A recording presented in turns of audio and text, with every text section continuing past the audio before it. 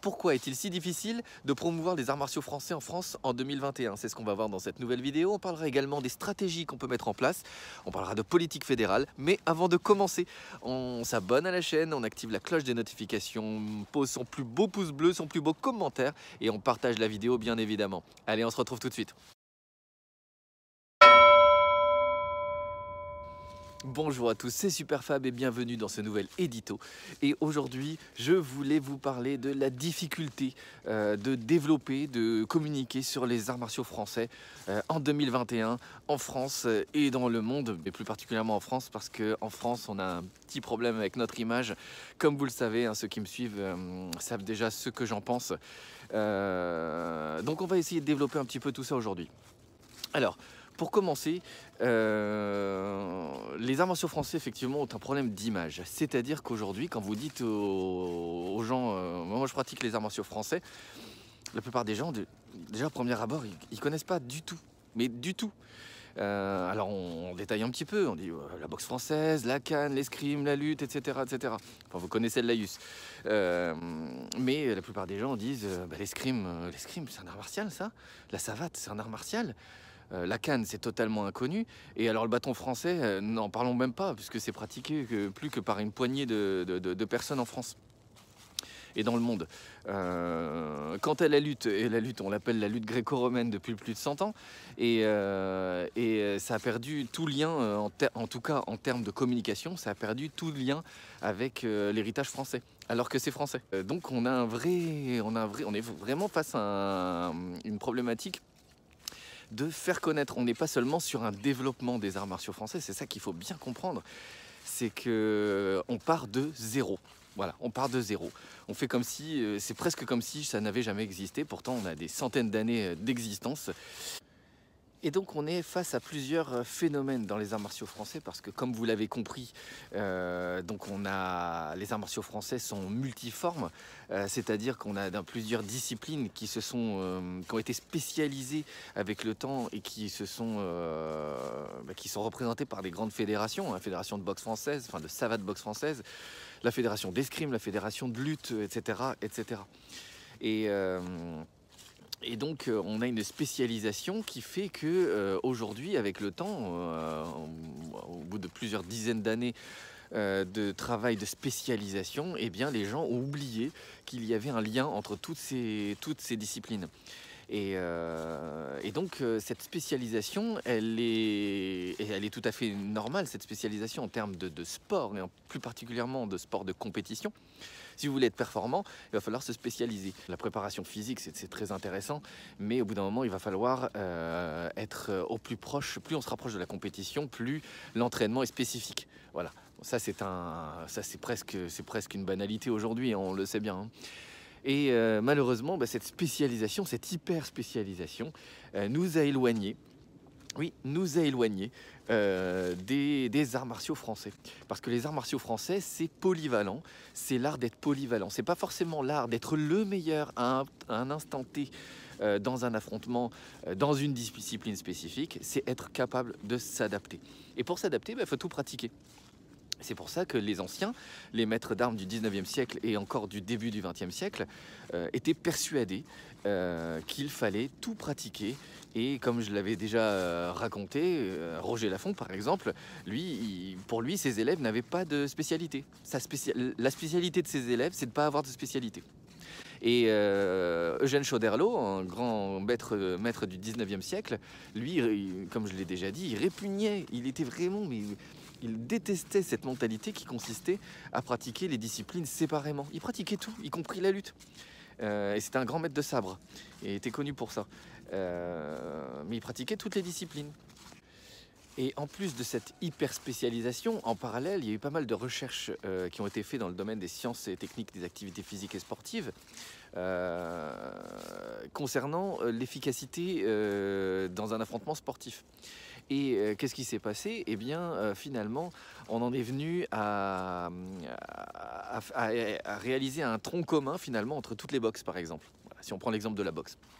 Vous n'avez pas remarqué que la boxe française actuelle, enfin la savate boxe française, parce qu'il faut être très précis sur les termes, il faut être très précis, ça n'est pas la boxe française traditionnelle, c'est la savate boxe française. Donc c'est un courant spécifique. courant moderne sportif. Très bien. La savate boxe française ressemble beaucoup au kickboxing, qui ressemble aussi beaucoup à la boxe thaïlandaise. Je parle des courants actuels. Bien sûr, la vraie boxe thaï ne ressemble absolument pas à la boxe française. Mais aujourd'hui, en boxe française, en savate boxe française, on fait des fouettés bas, par exemple. Le fouetté bas, il n'existe pas traditionnellement dans la boxe française traditionnelle. Il n'existe pas. Tout simplement parce qu'on frappe avec une chaussure. Et donc quand on frappe avec une chaussure, qu'est-ce qui se passe? Eh bien on ne frappe pas avec le coup de pied ou avec le dessus du pied, ce qu'on appelle le coup de pied, et ni avec le tibia, encore bien moins, puisque c'est pas du tout dans la réalité concrète de base de la boxe française et de la savate. Donc il y a une déviation, il y a une déviance de la boxe française, oui, j'ose le dire, il n'y a pas de problème. Il y a une déviance de la boxe française vers quelque chose qui est déconnecté de la réalité première de cette discipline. Voilà, tout simplement. Et je crois que c'est un des grands problèmes des sports de combat français modernes, c'est qu'ils sont déconnectés justement de leur réalité. L'escrime, c'est exactement la même chose. Quand vous voyez ces coups qui sont lancés avec la lame, ils arrivent à toucher. Alors c'est remarquable, hein, par contre, hein, c'est impressionnant. Hein. C'est très dynamique, c'est très sportif, c'est très athlétique. Cette lame qui se plie et qui arrive à toucher alors qu'ils ne sont pas dans l'axe. C'est assez impressionnant, il faut le faire, il n'y a pas de souci. Mais ça n'est pas la réalité première de l'escrime, qui est le duel. Voilà, donc puisque les lames n'avaient pas cette flexibilité, enfin pas toujours. Elles pouvaient l'avoir, mais pas toujours. Donc voilà, il y a une hyper spécialisation qui fait que la communication des grandes fédérations, pour moi aujourd'hui, eh bien, elle ne peut pas aller dans le sens des arts martiaux français. C'est pas possible. Et d'ailleurs, j'en veux pour preuve le fait que Roger Lafont, par exemple, il a toujours été mis de côté par la Fédération française de savate boxe française, et même encore maintenant, même si la méthode, elle fait toujours partie de la FFSBF, elle ne correspond pas à la ligne politique de communication de la fédération. Et pas que de cette fédération-là, d'ailleurs, la fédération d'escrime non plus, enfin voilà. Voilà, les tenants des arts traditionnels ne sont pas dans la communication de la Fédé, c'est clair, et c'est pas pour rien. Donc ça vous montre bien qu'aujourd'hui on part vraiment de zéro, puisqu'avec toutes ces années de communication sportive, de compétition, eh bien, on est totalement tombé dans l'oubli de ces arts martiaux français. Alors, bien évidemment, mon propos n'est pas de dire qu'une pratique est bonne ou pas en soi. Hein. Quand je parle de politique fédérale, c'est essentiellement de communication. La pratique en elle-même, elle est adaptée à certaines circonstances. Le sport de compétition, c'est ni bien ni mal, c'est comme ça. C'est intéressant, c'est intéressant. Les athlètes sont très compétents dans ce qu'ils font. Et moi, je suis assez admiratif de ce qu'ils font, les préparateurs physiques également, les entraîneurs nationaux également. Non, mon sujet n'est pas là. Mon sujet n'est pas de dire que c'est bien ou mal. En revanche, ce qui m'intéresse, c'est comment promouvoir et essayer de comprendre pourquoi aujourd'hui personne ne connaît les arts martiaux français. Il y a bien une raison. Et moi, c'est ce qui m'intéresse. Et donc j'attire votre attention sur la nécessité de votre investissement, un investissement personnel, c'est-à-dire que pourquoi ça commencerait pas par un abonnement, une activation de la cloche des notifications, un pouce, un petit commentaire pour augmenter le référencement, le partage de la vidéo. C'est des toutes petites actions qui ça vous semble anodin, mais c'est hyper important. Toi, tu es passionné par la France, tu es passionné par les arts martiaux, tu es passionné par les arts martiaux français, ça t'intéresse ce que je raconte, ça t'intéresse ce que raconte le Capitaine France, partage. Et parce que sans cette petite action qui te semble anodine, eh bien en fait les gens ne connaîtront jamais. Et nous, notre visibilité, elle n'augmentera jamais. Hein, moi je ne gagne rien avec ces vidéos, hein. La seule chose que je gagne, c'est que les gens connaissent, que les gens apprennent ce que c'est que les arts martiaux français et apprennent ce que c'est que la France. Voilà, moi c'est ça mon but, gagner de l'argent. Si je voulais gagner de l'argent, ce serait pas, c'est pas par YouTube qu'il faudrait passer. Il y a bien d'autres choses à faire.